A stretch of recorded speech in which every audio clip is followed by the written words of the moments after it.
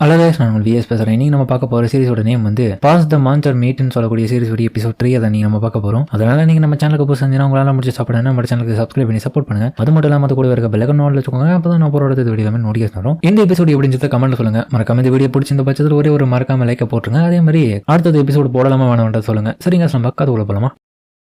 இப்போ ஹீரோ கிராஸும் மெல்ஃபிரா இந்த இடத்துல ஏதோ ஒரு ஏன்ஷியன் மேஜிக் உடைய ஸ்கிரிப்ட் எழுதப்பட்டிருக்கு. மேஜிக் சர்க்கிள் ஆட்டம் இது என்னுடைய அம்மாவால உருவாக்கப்பட்டது. இந்த இடத்துல கிளீன் பண்ணப்பட்ட ஒரு மான்ஸ்டரோடைய பாடியை வைக்கும் போது இந்த இடத்துல மேஜிக் சர்க்கிள் அதை செயல்படுத்த வச்சு அதுக்குள்ள இருக்கிற அந்த விஷம் வாய்ந்த விஷயங்கள் எல்லாத்தையுமே நான் கேதர் பண்ணுவேன் இந்த இடத்துல இருந்து தான்.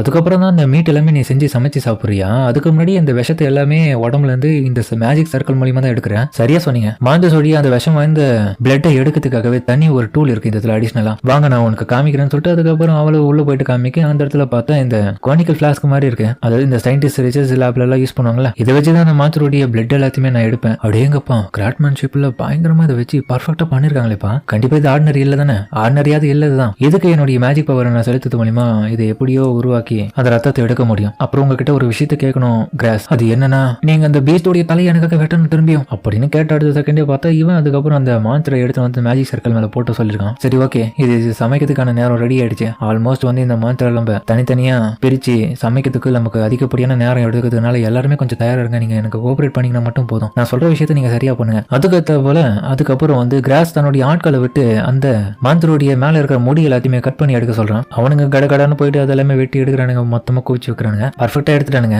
அடேங்கப்பா, இது பர்ஃபெக்டா இருக்கு. இந்த ஒரு முடியை வச்சு பிரீமியமான ட்ரெஸ் எல்லாம் செய்ய முடியும். தேவையான விஷயங்களை செஞ்சு நல்ல விலைக்கு விற்கலாமே. இதெல்லாம் ஹை லெவல் நோபல்ஸ் போடக்கூடிய துணியில இருக்கிற ஃபைபர்ஸ். அட, இதை மறந்துட்டேனேப்பா.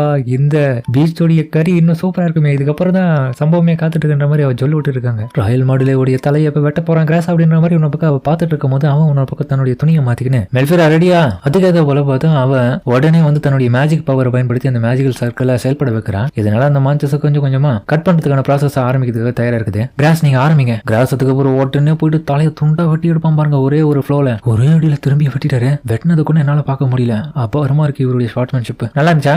நல்லா தான் இருந்துச்சு. சரி, என்னுடைய மேஜிக் எனர்ஜியை பயன்படுத்தி இப்போ இதுகிட்ட இருக்கிற அந்த விஷம் வாய்ந்த பிளட் எல்லாமே கலெக்ட் பண்ண ஆரம்பிக்கிறேன்னு சொல்லிட்டு அந்த ஒரு ஃபிளாஸ்க் எடுத்து திரும்பியும் வந்து மேஜிக் எல்லாமே சொல்லி அந்த ஒரு பாடிக்குள்ள இருக்கிற அந்த பாய்சனான பிளட் எல்லாத்தையுமே எடுக்க ஆரம்பிக்கிறான். ஆனா அவ எடுக்க அது ரொம்பவும் அதிகப்படியா வந்துட்டு இருக்கிறதுல அதோடைய இடம் தாங்காம அந்த கிளாஸ் உடைய ஆரம்பிக்குது. அட கடவுளை, இதுக்கு முன்னாடி இந்த மாதிரி ஆனதே இல்லையா? அப்போ இதுல அதிகப்படியான இருக்கு. இப்போ நான் என்ன பண்றதுன்ற மாதிரி அவ யோசிச்சுட்டு இருக்கும் போது பார்த்தா ஹீரோவும் மெல்ஃபிரா பதட்டப்படாத, வெயிட் பண்ணு, உனக்கு என்ன வேணுமோ அதை சொல்லி நான் பண்றேன். கிராஸ், உங்களுக்கு ஒரு விஷயத்த சொல்லணும். அது உங்க பக்கத்துல இதே மாதிரி இன்னும் ஃபிளாஸ்க் எல்லாம் இருக்கலாம், அதெல்லாம் எடுத்துன்னு வாங்க. அதுல நம்ம அடுத்ததான் ரொப்பணும். நான் சொல்லும் போது கரெக்டா எனக்கு கொடுங்கன்ற மாதிரி சொல்லிட்டு அதுக்கப்புறம் ஹீரோ உடனடியா அந்த கிளாஸ் அப்படியே அவ கையில மாத்திடுவான். அவன் உன்னோட பக்கம் திரும்பியும் மேஜிக் சொல்லி அந்த ஒரு பிளட் எல்லாத்தையுமே அப்சர்வ் பண்ண ஆரம்பிப்பா. அதுல ஒரு இடத்துல வந்து அது மொத்தமே அப்சர்வ் பண்ணதுனால அவளு மேல இருக்கிற அந்த மன எனர்ஜி எல்லாமே ட்ரைன் ஆயிட்டு அவன் அப்படியே சோர்ந்து போக ஹீரோ ஒரு வழியா பிடிச்சிருவாங்கள. அதுக்கப்புறம் எல்லாரும் அதை போயிட்டு ஆராய்ச்சி பண்ணிட்டு இருக்கானுங்க. ஏன்பா இதுக்கு முன்னாடி இப்படி பார்த்தது இல்லையாப்பா? ஏமா மெல்ஃபிரா, இதுக்குள்ள இருந்து எல்லாத்தையுமே நீ வழி சேர்த்துட்டியா? ஒண்ணுமே லீக் ஆகல. இப்ப நம்ம சமைச்சு மட்டும் சாப்பிட்டா கரெக்டா இருக்குமா? ஆமா சரியா சொன்னீங்க. ஆல்ரெடி நம்ம பிளட் எடுத்துட்டோம். அதனால முக்காவாசியான பாய்சன் போயிடுச்சு. பின்னாடி இது கூடிய அந்த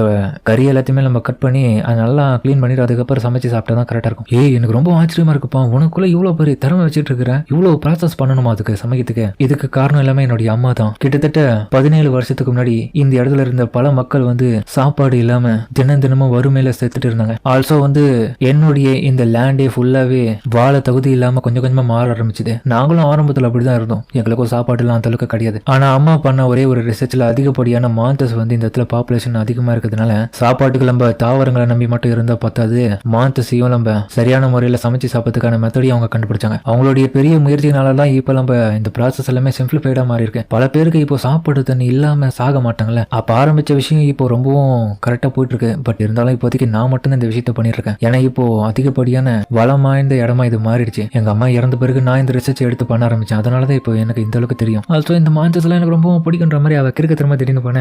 எனக்கு இன்னொரு கேள்வி இருக்கு. சரி, இதுக்கப்புறம் இதை வச்சு நீ என்ன பண்ணுவ? அதை சொல்லலையே. இதை வச்சு நான் ஃபயருக்கு யூஸ் பண்ணிடுவேன். ஃபயரை உருவாக்குவியா? ஆமா, லைட் எல்லாம் எரிய வைக்கிறதுக்கு நம்ம லேம்பை பயன்படுத்துவோம்ல, அதுல அதிகப்படியான எரிபொருளுக்காக நம்ம மற்ற விஷயத்தை பயன்படுத்துக்கு பதில் இந்த ஒரு பிரெட்டை வந்து ஃபியூயலுக்காக நம்ம பயன்படுத்திக்கலாம். ஏன்னா இது குக்கிங்காக எந்த விதமான பிரயோஜனமும் இல்லை. அதனால இதை நம்ம எரிபொருளா பயன்படுத்திக்கலாம். இதுவுமே நான் கிட்டத்தட்ட வந்து 2 மாசத்துக்கு முன்னாடி தான் ரிசர்ச் மூலியமா கண்டுபிடிச்சேன். நீ திறமையான ஆளுமா, ஆனா நீ இவ்வளவு விஷயத்த மறைச்சு வச்சுட்டீங்க. ஆனா உண்மையை சொல்ல போனா எனக்கு எவ்வளவு கஷ்டமா இருந்துச்சு தெரியுமா? சரி ரொம்ப தொல்லை கொடுக்குறேன்னு நினைக்கிறேன். நீ பெரிய ஆள் தான். எந்த ஒரு விஷயமும் மான்சஸ் கிட்ட இருந்து வேஸ்ட் ஆக கூடாதுன்னு சொல்லிட்டு இப்படி எல்லாம் பண்ணிட்டு இருக்க, நல்லா தான் பண்ற. ஆனா இவன் பேசுறது எல்லாமே கேட்டுட்டு அவன் ரொம்ப வியப்புல பாத்துட்டு இருக்கா. என்ன நீ வாய பழக்கந்துட்டு இருக்க, என்னாச்சு? ஒண்ணு இல்ல, இங்க பாரு மெல்ஃபிரா, ரூமர் என்னவோ ரூமர் தான். அது உன்னை பத்தி யாரு என்ன சொன்னாலும் நீ அதை பத்தி எல்லாம் கவலைப்படுது. ஆனா நீ பண்றது எல்லாமே சரியான முறையில் தான் பண்ணிட்டு இருக்கின்றது எங்களுக்கு தெரியும்ல. அதனால நான் உன் கூட இருக்கிறேன், எவனை பத்தியும் கவலைப்படுது. அப்படியும் மீறி யாராச்சும் உன் மேல எதனா காயப்படுத்தினாங்கன்னு சொல்லு, கண்டிப்பா அவங்கள நான் சும்மா விட மாட்டேன். அவங்களுக்கு என்னுடைய பலம் என்னது காமிப்பேன். ரொம்பவும் தேங்க்யூ கிராஸ். ஆனா நான் கேள்விப்பட்ட ரூமர் படி வந்து நீ அந்த பிளட் எல்லாம் குடிப்பேன்ல கேள்விப்பட்டேன். நான் அப்படி எல்லாம் பண்ண மாட்டேன். நீங்க வேறு. ஓ,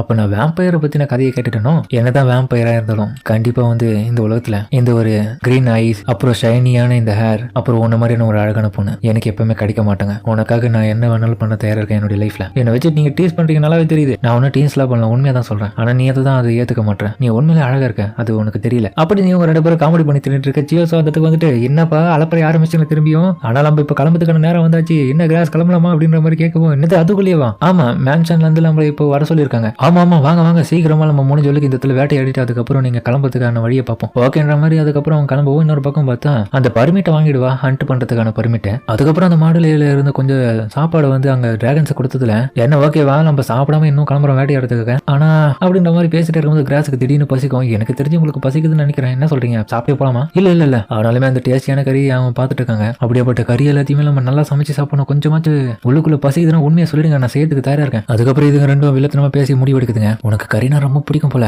எனக்கும் தான். 2 பேரும் செஞ்சு சாப்பிடலாமா? யாருக்கும் தெரியாம. என்ன நைட்டு டின்னருக்கு தான் ரெடி பண்ணி வச்சுக்கிது. சரி ஓகே, யாருக்கும் தெரியாம சாப்பிட்டுருவோம் அப்படின்ற மாதிரி இதுக்கு பிளான் பண்ணி அதுக்கப்புறம் ஒன்னா சேர்ந்து சமைக்க ஆரம்பிக்கிறாங்க. ஹீரோ பார்த்த இன்னொரு பக்கம் அந்த சின்ன மசாலா அரிசி எல்லாமே கலக்கிறதுக்காக அதை மேல தூவி விடுவோம். அதை டேஸ்ட் பாக்குறா. அடேங்கப்பா இது நல்லா இருக்கே, உங்களுக்கு இதெல்லாம் பத்தி தெரிஞ்சிருக்கு, லைட்டா ஆட் பண்ண நல்லா இருக்கும் தோணுச்சு, அதனாலதான் எடுத்துட்டு வந்தேன். இது இன்னும் சூப்பரா இருக்க போகுது மாதிரி. அதுக்கப்புறம் அவன் சொல்லிட்டு 2 பேருமா சேர்ந்து அந்த நெருப்புல போட்டு சமைக்க ஆரம்பிப்பாங்க. அதோடைய டேஸ்ட் வாசனை எல்லாமே பிரமாதமா இருக்கும் போல. என்ன சொல்லு விட ஆரம்பிக்குதுங்க. எவ்வளவு நேரம் இதுக்கு வெயிட் பண்ணுது? கிராஸ் என்னங்க பண்ணிட்டு இருக்கீங்க?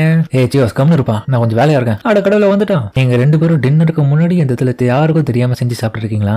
நீ எங்கடா வந்த போடா அப்படியா? நானும் எவ்வளவு நிம்மதியா இந்த இடத்துல இருக்கும். அப்ப அண்டுக்கு போக வேண்டிய நேரம் என்னப்பா ஆச்சு? ஆமா சரி சரி, இந்த பர்மிட்டை வாங்கிக்கோ. நீ அங்க டிராகத்துக்காக போயிட்டு வேட்டையாடி எடுத்துட்டு போட்டு சாப்பாடு. நான் இப்போதைக்கு இங்க கூட டைம் ஸ்பெண்ட் பண்ண போறேன், நீ போயிட்டு வாடா. தெரிஞ்சு போயிடுச்சு எங்களுக்கு தெரியாம நீங்க மட்டும் கறியை சாப்பிட்டீங்க, இவங்க கூட ஜாலியா இருக்க போறீங்க அதானே? ஆனா ஜியோஸும் ஒரு நிமிஷம் இருங்க மெல்ஃபிரா, தயவு செஞ்சு எங்களுடைய நைட்ஸ்க்கும் அந்த மான்சஸோடைய சாப்பாடு நீங்க செஞ்சு கொடுத்தீங்கன்னா நல்லா இருக்கும். ஏன்னா ஆல்ரெடி நீங்க சமைச்சு கொடுத்த அந்த சாப்பாடை நான் சாப்பிட்டுருக்கேன், அதனால எனக்கு தெரியும் அது பாய்ச்சல் இல்லாம தான் நீங்க எல்லாமே சமைச்சிருப்பீங்கன்னு. அதுக்கப்புறம் அவங்களுக்காகவே எக்ஸ்ட்ராவா செய்ய ஆரம்பிக்கிறாங்க. கிராஸ் கிட்ட உடனே ஒரு கறி வருவோம். இவன் ஜியோஸ் போயிட்டு கேட்கறான், நீங்க தப்பா நினைச்சீங்கன்னா அது பாய்ச்சல் இல்லைன்னா அவனை செக் பண்ணி பாக்கட்டுங்களா? எனக்கு எதுவும் ஆகலன்னா அதுக்கப்புறம் நீங்க சாப்பிடலாமே. வேணாப்பா தம்பி, ஆல்ரெடி இது வந்து மெல்ஃபிரா வந்து பாய்ச்சல் மொத்தமா எடுத்துட்டேன், எனக்கு பிரச்சனை இல்லை, நானே சாப்பிட்டுக்கிற மாதிரி பஞ்சாயத்து போதாங்க. தெரியுது வருங்கால பொண்டாடி உங்களுக்காக செஞ்சுட்டு இருக்கா, அதனால நீங்க அதை கொடுக்க மாட்டீங்க அதானே?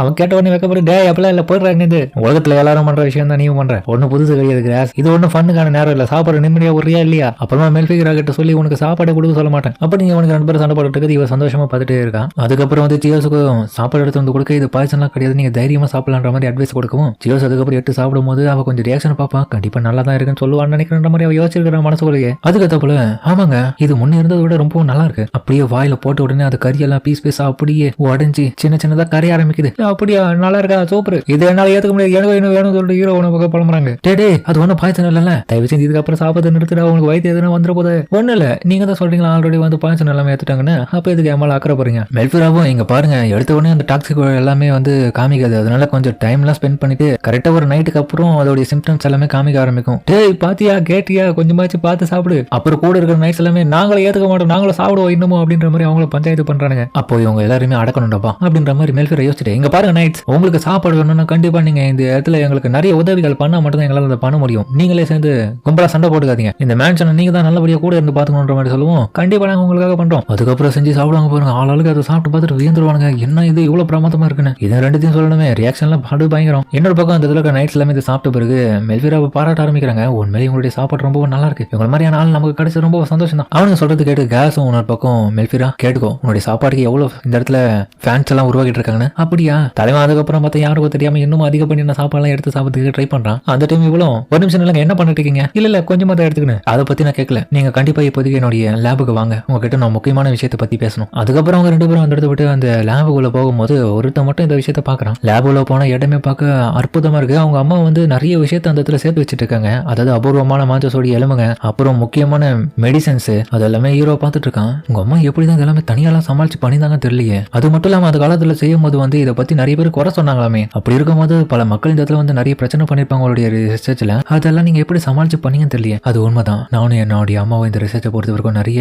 ஃபீலிங் அனுபவிச்சிருக்கோம். ஆனா என்னுடைய அம்மா இந்த மக்களை வந்து பசின்ற அந்த ஒரு வறுமையில சாக கிடக்கிற ஒவ்வொருத்தரையும் இந்த மான்சஸோடைய மீட்டை சமைச்சு கொடுத்து அவங்க நல்லபடியா அவங்களுடைய வாழ்க்கையை காப்பாற்றி விட்டாங்க. ஆனா அப்படியாப்பட்ட மக்களை பின்னாடி எங்களுக்கு எதிராக மாறிட்டாங்க. நாங்க இதை கொஞ்சம் கூட ஏத்துக்க முடியாது. கண்டிப்பா கிராஸும் இந்த மாதிரி எங்களை பின்னாடி வெறுத்துட்டு வரான். எனக்கு புரியுது என்ன நீ யோசிக்கிறேன்னு. உன்னுடைய அம்மாவை வந்து பல பேர் இப்போ அந்த காலகட்டத்திலே குறை சொல்லியிருப்பாங்க. இப்போ உன்னையும் நாங்க குறை சொல்லுவோன்ற மாதிரி யோசிக்கிறியா? ஸ்டார்டிங்ல உன்னை பாராட்டினாலும் ஆமா ஹீரோவும் சரி இங்க வா அப்படின்னு சொல்லிட்டு அவளுடைய கையை பிடிச்சி இழுத்துக்குன்னு பக்கத்துல சோபா ஒன்று இருக்கும், அந்த இடத்துக்கு கூட்டு போயிட்டு உட்கார வச்சு பேச ஆரம்பிக்கிறான். இப்போ நான் சொல்ல போற விஷயங்கள் எல்லாமே என்னுடைய மனசுக்குள்ள இருந்து நான் உனக்காக சொல்றது. இது எதுவுமே பொய் கிடையாது, சரியா? நீ இதுக்கு முன்னாடி நடந்த விஷயங்களை பத்தி யோசிக்காத. 17 வருஷத்துக்கு முன்னாடி நடந்த விஷயங்கள் வந்து ரொம்ப மோசமானது, கொடூரமானது தான். அதுக்கப்புறம் உங்களுடைய ரிசர்ச் லேபுக்கு நடந்ததும் உன்னுடைய அம்மாவுடைய ரிசர்ச்சுக்கு நடந்த கொடுமைகளும் எனக்கு புரியுது. நீ எந்த அளவுக்கு வருத்தப்படுறன்னு. ஆனா நீ அதை பத்தி யோசிக்காத. ஏன்னா நாங்க உன்னை இதுக்கப்புறம் வெறுப்போம் நீ நினைக்கிறல, அதை பத்தி கவலைப்படாத. நாங்க எப்பவுமே இந்த மாதிரிலாம் பண்ண மாட்டோம். எங்களுடைய நோபல் ஃபேமிலியை பொறுத்த வரைக்கும் எங்க கிட்ட நம்பி வர யாரும் இருந்தாலும் அவங்களுக்கு எந்த ஒரு தீங்கையும் பண்ண மாட்டோம். முக்கியமா நீ என்னுடைய ஃபியூச்சர் ஒய்ஃபா மாற போறதுனால கண்டிப்பா நீ கேட்கற எதுவாக இருந்தாலும் நான் பின்னாடி உனக்காக கூட இருந்து பண்ணுவேன். எப்பவுமே உன்னை கைவிட மாட்டேன். நான் இந்த இடத்துக்கு வந்து இந்த கிஃப்ட் கொடுக்க மட்டும் இல்ல, உன் கூட மேரேஜ் ஃபிக்ஸ் பண்ணி நான் எப்படியாச்சும் ஒன்று அடைஞ்சு தரணுன்றதுக்காக தான். அதையும் புரிஞ்சுக்கோ.